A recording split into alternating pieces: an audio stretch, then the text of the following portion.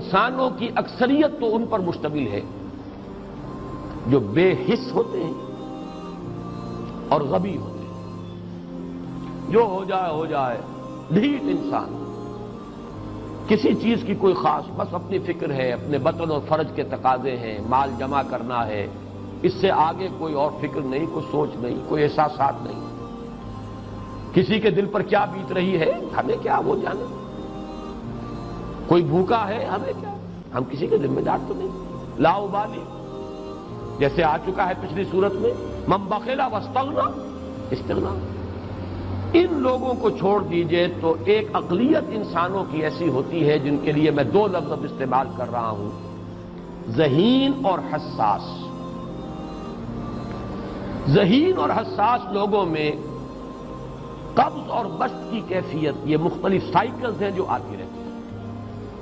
کبھی طبیعت میں پشمردگی ہے، دل بجھا ہوا سا ہے، کچھ نا امیدی سی ہے، خود اپنے اوپر اعتماد کی کمی محسوس ہو رہی ہے، مجھ میں صلاحیت نہیں ہے، میں کچھ نہیں کر سکتا. اب تک جو کچھ کیا اسباب بھی ہے، امنگ بھی ہے، امید بھی ہے، روشن پہلو نظر آ رہے ہیں. قبض کی کیفیت میں تاریک پہلو نظر آتے ہیں، مایوسی کے پہلو نظر آتے ہیں، پیسیمزم کی کیفیت. اور یہ جو بسط کی کیفیت ہے اس میں روشن پہلو. دیکھو یہ بھی تو ہے نا، آخر یہ بھی تو ہوا ہے، اور بھی ہو سکتا ہے. آخر اب تک میں نے یہ کام بھی تو کر لیا، آگے بھی مشکل آسان ہو سکتی ہے. یہ دو کیفیات ہیں قبض اور بسط کی، جن کو کہ صوفیاء کرام نے یہ اصطلاحات، یہ عنوان دیے، قبض اور بسط. جتنی انسان کے اندر حساسیت کی کیفیت زیادہ ہوگی، ذہانت زیادہ ہوگی، اتنا ہی یہ جو ویوز ہیں اس کی ایمپلیٹیوڈ زیادہ ہوتی ہے. کم ذہین انسان ہے، کم حساس ہے، آئیں گے تو صحیح ہے، لیکن یہ کہ وہ ویو جو ہے اس کا ایمپلیٹیوڈ جو ہے اس کے اندر اوپر اور نیچے کی کیفیت زیادہ نہیں ہوگی. لیکن جتنا یہ معاملہ بڑھتا ہے یہ جو ویو ہے اس کی ایمپلیٹیوڈ بڑھتا چلا جاتا ہے. لیکن نارمل انسان کا معاملہ یہ ہے کہ یہ حدود کے اندر رہے. اسی کی ایک کیفیت جو ہے ایب نارمل جب ہو جاتا ہے، یہی ہے جو جدید ہماری جو سائیکولوجیکل میڈیسن ہے اس میں اسے مینیکس ڈپریسو سائیکوسس کہا جاتا ہے. مایوسی ہوئی تو اتنی ہوئی کہ جیسے کمر ٹوٹ کر رہ گئی، اور اسی ڈپریشن میں ہوتی ہیں خودکشیاں.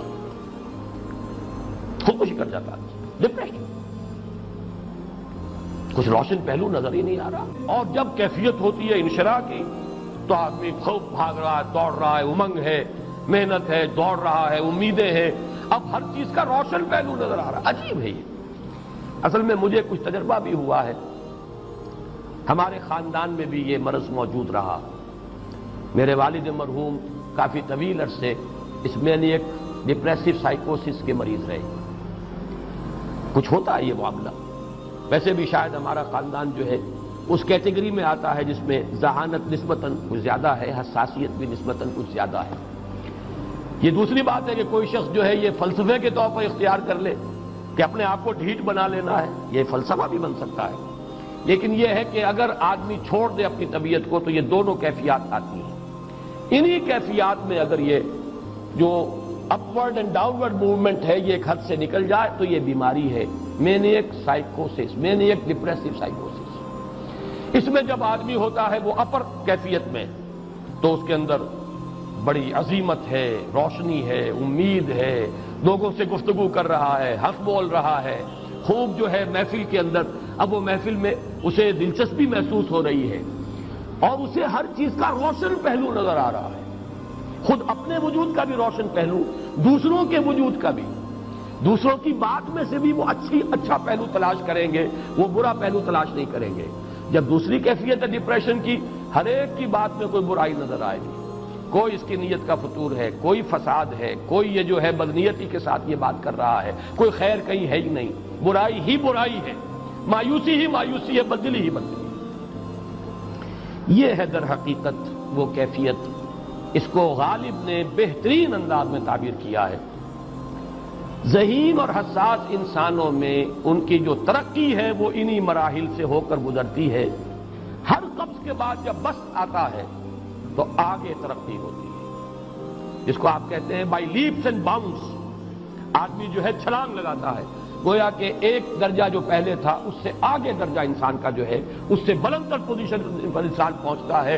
ہر قبض کے بعد جو نیا بست آتا ہے وہ ایک نئی کیفیت، نئی شان، نئی بلندی، نئی رفعت لے کر آتا ہے۔ اس کو غالب نے تعبیر کیا ہے بہت خوبصورت انداز میں، رکتی ہے میری تباہ تو ہوتی ہے رواں اور۔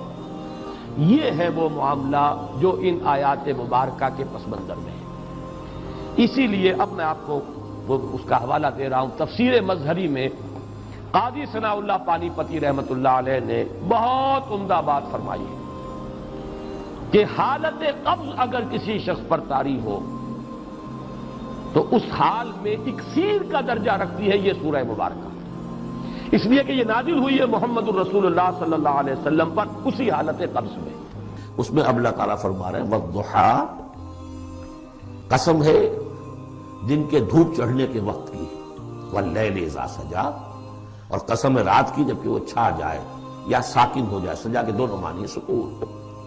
ما ودعک ربک وما قلی، آپ کے رب نے آپ کو رخصت نہیں کیا ہے، نہ ہی وہ آپ سے ناراض ہوا ہے۔ وللآخرۃ خیر لک من الاولی، اور اس کے بعد جو وقت آئے گا اس قبض کے بعد وہ پہلی سے بھی بہتر ہوگا۔ وَلَسَوْفَ يُعْطِيكَ رَبُّكَ فَتَرْضَىٰ، ان قریب آپ کا رب آپ کو اتنا کچھ دے گا، اتنا کچھ دے گا، آپ کی محنتوں کے وہ نتائج سامنے آئیں گے کہ آپ راضی ہو جائیں گے۔ الم یجدک یتیما فآویٰ، کیا اس نے اے محمد آپ کو نہ پایا کہ آپ یتیم تھے پھر پناہ دی، آپ کے لیے بندوبست کیا۔ وَوَجَدَكَ ضَالًّا فَہَدَىٰ، اور پھر جب آپ شعور کی پختگی کو پہنچے اور غور و فکر کا مرحلہ آیا، حقائق میں انسان کو سوچ بچار کا مرحلہ آیا اور آپ کو دیکھا کہ آپ تلاش حقیقت میں سرگرداں ہیں تو ہدایت دی۔ وَوَجَدَكَ عَائِلًا فَأَغْنَىٰ، اور پایا آپ کو تنگ دست تو غنی کر دیا۔ فَأَمَّا الْيَتِيمَ فَلَا تَقْهَرْ، ہم نے آپ کو یتیم پایا، پناہ دی، اب آپ بھی یتیم کے سرپرستی کیجئے، کسی یتیم کو اس کے اوپر کوئی جبر نہ ہو، سختی نہ ہو۔ وَأَمَّا السَّائِلَ فَلَا تَنْهَرْ، اور آپ جب کہ تلاش حقیقت میں سرگرداں تھے تو ہم نے آپ کو ہدایت دی، اسی طریقے سے اب آپ کو بھی کوئی شخص سائل بن کر آپ کے پاس آئے سوال کرے، اسے جھڑکنا نہیں ہے۔